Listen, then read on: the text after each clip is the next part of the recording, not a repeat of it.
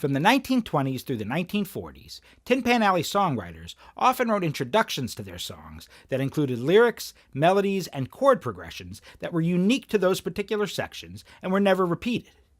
At the time, they were known as verses, and they preceded the typical AABA song form of the day.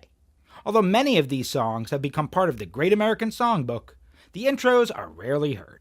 When rock and roll took over in the 50s, this technique was abandoned, and although it was even less common in the 60s, the Beatles would craft certain songs in this manner, such as Do You Want to Know a Secret and If I Fell. But this was a throwback to another era.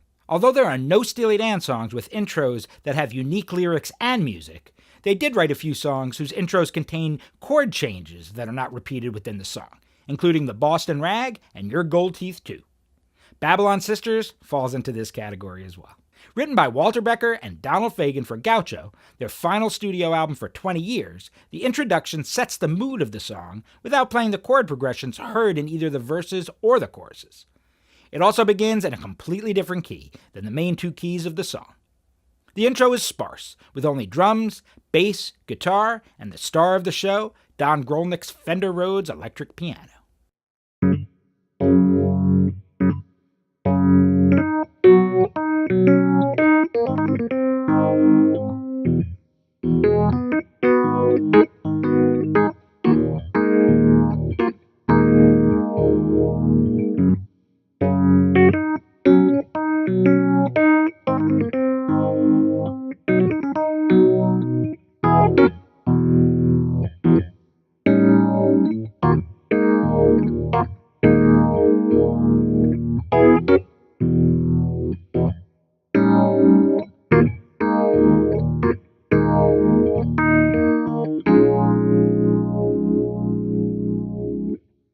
The beauty of the intro comes from the progression from simple chords played with just the root and the fifth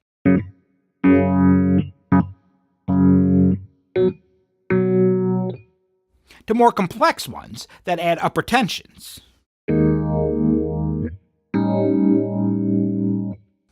Although the melody and chord progression of the majority of the intro never repeat, Becker and Fagen introduce a motif that is quite important to the hook of the song.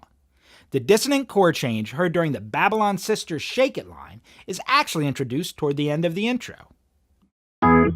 This repeated phrase eventually brings us to the intro's conclusion with a soothing minor chord that leads into the new key of the song.